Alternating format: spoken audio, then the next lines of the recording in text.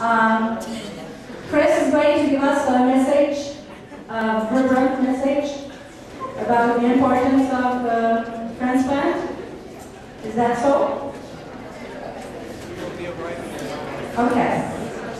So I'm going to present you George Marcello. We never met. We only talked on the phone, and I didn't know what kind of organization it was, so I went to their internet. Okay, so Chris. So we only have one microphone. Luckily we have one. So I'll let you say your conference or what is important for you, and then I'm going to translate, or maybe David could translate, or Leanne could translate, but I'll try to do that. And if I forget something, don't be too shy to interrupt, okay?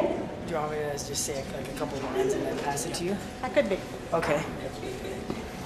Bonjour. My name is Christopher Knowles. About 17 years ago, when I was born, I guess, I was diagnosed with a disease called biliary atresia. It's a big name. Alors vous avez compris, tout le monde a pris des cours d'anglais, et quelqu'un peut me traduire ça? C'est Christopher, oui. Puis qu'est-ce qui est arrivé il y a 17 ans? Bon, ben, moi, juste, quand le temps de faire des taxes, on se verra tantôt. Oui, il a été diagnostiqué avec une maladie, là, excusez-moi, je ne la connais pas. En tout cas, ça devait être quelque chose de très grave. I guess when I was born, I found out that I needed a liver transplant. Okay. Un liver transplant, il avait besoin d'un liver transplant, c'est une transplantation de foie, oui, pour.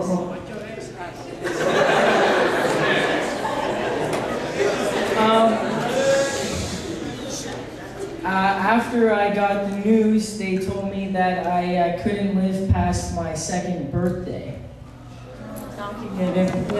Son espérance de vie était seulement 2 ans.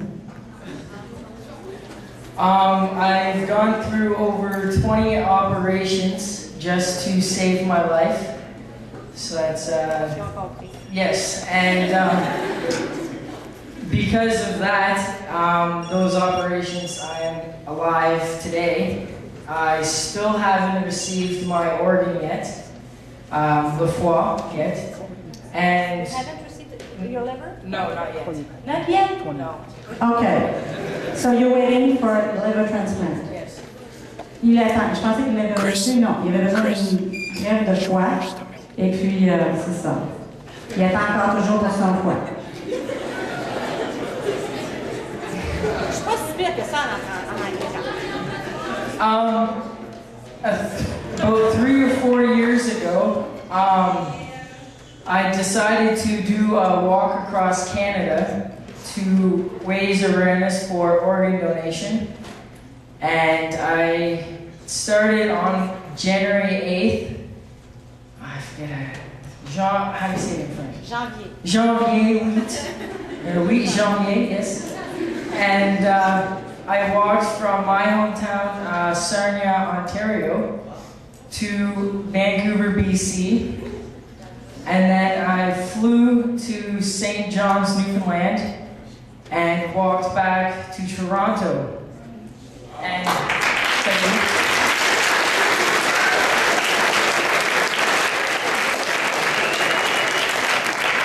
when I got to Toronto, I got a phone call from the premier of Nunavut-Iqaluit up north. And they told me to make my last march up there, and so I did. And it was minus 40 weather, so it was not warm, that's for sure. After that, I decided to go back to l'école, go back to school, and I guess be a normal kid. About on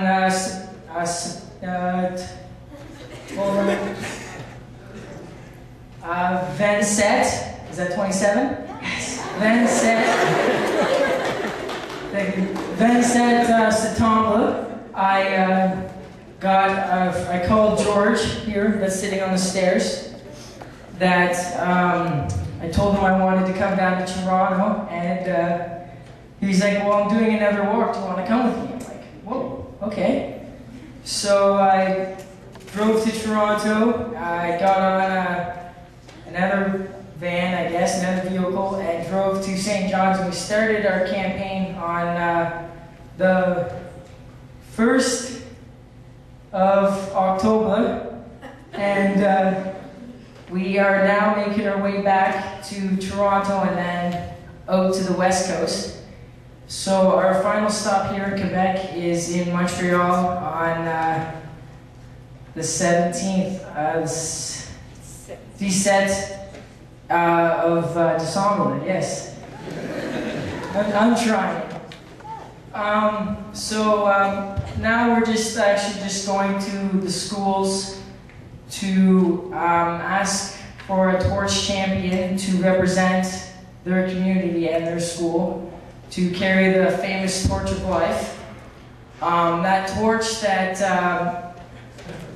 Matthew carried was actually basically almost around the world. It's been in Europe, it's been across Canada 3 times, and when it was in Europe, is that where Vatican City is, George? Okay, good, I'm right. In Europe, the Pope John Paul II, he actually touched the torch and blessed it. So it's a very powerful torch. When I carried it on my walk, I was desperately ill. And after my walk, I got... Does this work? Oh, it works. Oh, we can talk now. We can translate. No, but I guess you understand. Do you understand? Yes. No. Yeah, okay, that's good. That's great. It's kind of hard for me because I actually don't speak French, but I'm learning as I go along. After my walk, when I was carrying the torch, I was actually desperately sick. And after that, I got the news from my doctor saying that I'm too healthy to receive an organ. So you're too healthy to yes. To receive the transplant. Yes. Show him your stomach. Explain that. Show him your stomach. I will show him everything. Okay. He wants me to show him my scars. Sure. That's the first time we allow children to be without a shirt on the stage. Okay, I'll show you in a minute. Okay. I was going to say something. You said that your doctor said you were too healthy to receive a transplant. Yeah, thank you. Yes. And so they took me off the waiting list. There's about 4,000 people right now. 4,000 personnes attendent pour une transplantation. Yes, on the waiting list. And we're trying to save everyone's life, but right now, at least 1 or 2 people are dying every day waiting for organs. And we're just trying to make everyone aware that it is a great thing to do to give your organs.